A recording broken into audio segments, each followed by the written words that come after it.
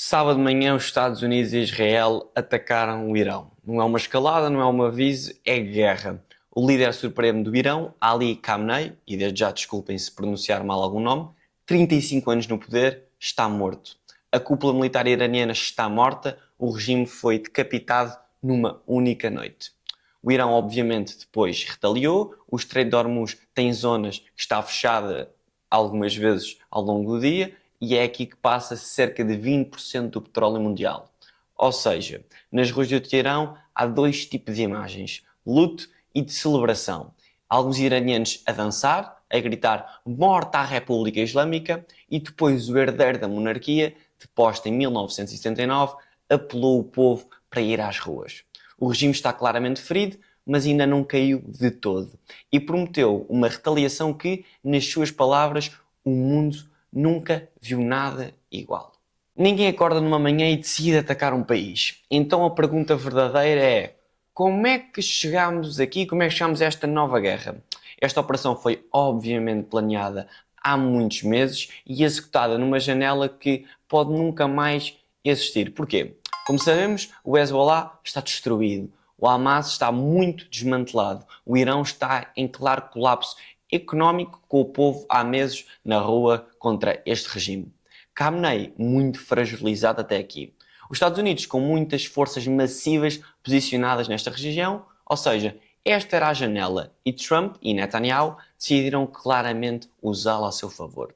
Mas o que me perturba aqui, e é o que é mais confuso, é que estas negociações entre os Estados Unidos, Israel e o Irão estavam ativas até dias antes deste mesmo ataque e estas negociações não fizeram que o ataque não acontecesse. Ou seja, as negociações nunca foram para chegar a um acordo. As negociações não falharam. Foi um mero teatro. Foram para criar a narrativa de que o Irão recusou a paz e depois, obviamente, para ganharem tempo, para depois Estados Unidos conseguir posicionar forças.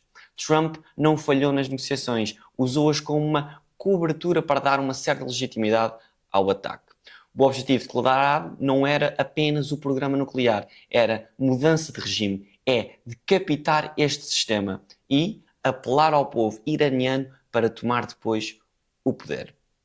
Ou seja, até agora funcionou metade. O regime foi decapitado, mas ainda não caiu, não é assim tão fácil, apesar da sua figura central já estar neste momento morta. O que vem a seguir, consigo olhar para três cenários possíveis. Primeiro, o colapso total do regime, ou seja, a morte de Khamenei acelera o que os protestos já vinham a tentar fazer, ou seja, as forças de segurança vão obviamente fragmentar-se, o povo de seguida toma o poder e é o melhor cenário para Washington e possivelmente o mais improvável, porque regimes autoritários raramente caem assim de forma tão limpa. Segundo ponto, a guerra prolongada. O regime vai sobrevivendo, vai conseguindo respirar, retalia com força crescente, o Estreito de Hormuz continua fechado, ou seja, o petróleo vai disparar, a economia global, por consequência, vai tremer por todo o mundo e os Estados Unidos ficam presos num conflito sem saída clara. Esta pode ser uma das armadilhas e o Senado americano já está a questionar Trump sobre esta opção. Terceiro, temos a implosão onde o regime cai, mas o que vem a seguir não é ordenação, é o caos, um vácuo de poder, fragmentação, uma crise humanitária. Ou seja, nós já vimos este filme no Iraque, por exemplo, em 2003. Não correu bem. E é de realçar que o Irão tem cerca de 90 milhões de pessoas a habitar no país. Neste momento, estamos algures entre o segundo e o terceiro cenário mais provável. E, como é fácil perceber, nenhum deles é muito interessante. Existem várias leituras destes cenários geopolíticos e eu vou falar um bocadinho de uma que vi e achei interessante. Porquê? Porque há 2500 anos um homem chamado Ezequiel teve uma visão e depois escreveu-a. Ou seja, na sua visão Deus fala-lhe diretamente e diz-lhe: vai haver uma guerra.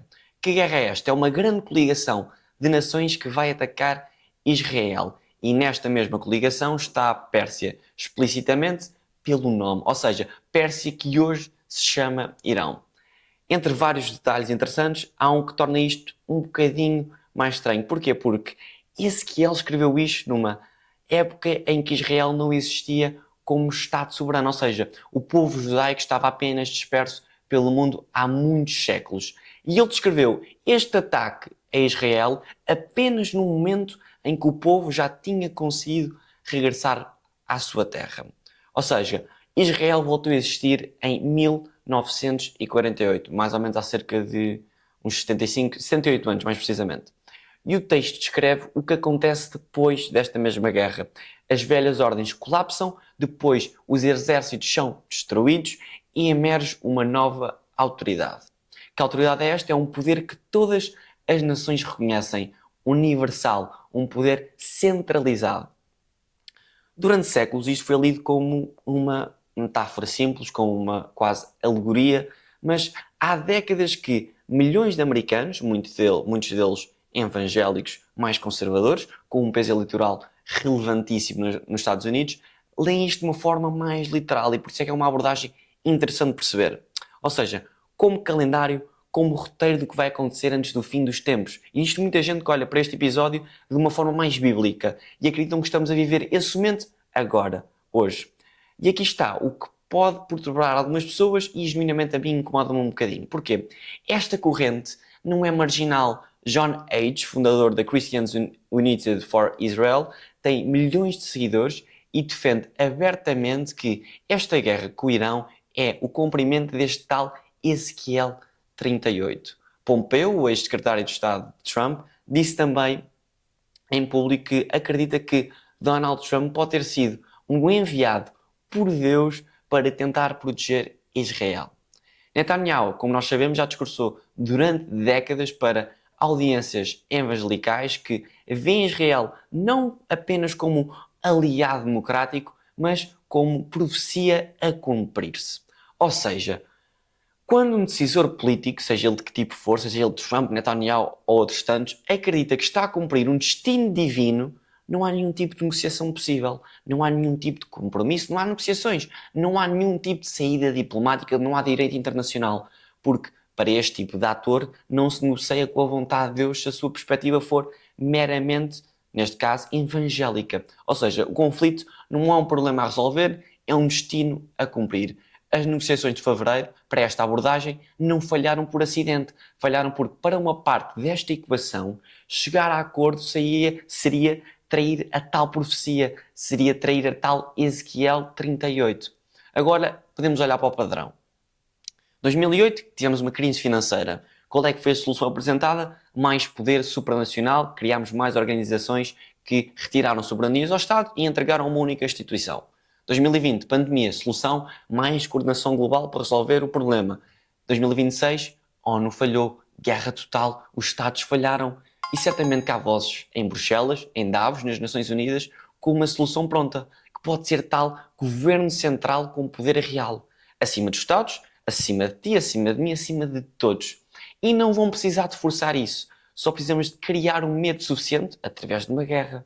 As pessoas vão claramente depois, devido ao medo, entregar o poder sozinhas, vão implorar pela segurança oferecida por estas instituições. E o desfecho de Ezequiel 38 é exatamente esse. Depois do caos, uma nova ordem universal, centralizada.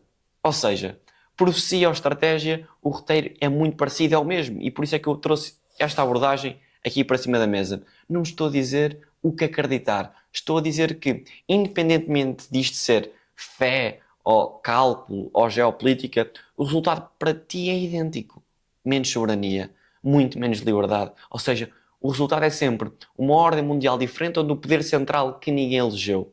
Tu decides o que acreditas, obviamente, mas o meu objetivo aqui hoje foi dar uma perspectiva que é menos conhecida, não passa na televisão, pode ser ou não mais conspirativa, mas é um modo interessante de olhar para uma guerra de uma forma mais, neste caso, de uma perspectiva mais bíblica. Antes de terminar, preciso de ser bastante honesto. Porquê? Porque quando se fala de geopolítica, tudo o que disse hoje pode ser errado amanhã. Ou seja, tudo o que disse hoje é uma leitura. Neste caso é a minha leitura. E a geopolítica tem esta característica brutal. A qualquer momento, qualquer tipo de análise, seja feita por quem for, que parecia muito sólida, pode se tornar inválida. Ou seja, um telefonema entre estes atores pode mudar tudo. Uma decisão de um general que ninguém conhece muda tudo. É a natureza deste tipo de conflito. Ou seja, aquilo que eu trouxe foi uma perspectiva bíblica que é mais uma lente de análise não muito conhecida, não é de toda uma certeza. Eu não sou teólogo, não sou um profeta. Sou alguém que acha que não devemos ignorar o facto de que há pessoas que estão no poder e que são influenciadas muitas vezes por estas leituras. Ou seja, não conhecer este tipo de abordagens seria uma análise incompleta. Porque, a meu ver, no fim, a geopolítica não é só mapas e mísseis como vemos na televisão. Também é um bocadinho o que é que as pessoas acreditam. E o que as pessoas acreditam determina depois as ações, o que acabam por fazer. O que eu sei com certeza é isto. Algo fundamental mudou este fim de semana, mudou no sábado. E o mundo que vai existir daqui a um ano, daqui a uma semana, daqui a um mês, não vai ser o mesmo que existia ontem, há um ano, há um mês. Ou seja, acompanhem, questionem e desconfiem de quem diz que tem todas as respostas. Este foi o episódio 87 do Política que Interessa. O meu nome é Martim Moreira, vou deixar como sempre aqui as minhas redes sociais e na próxima semana voltamos a encontrar.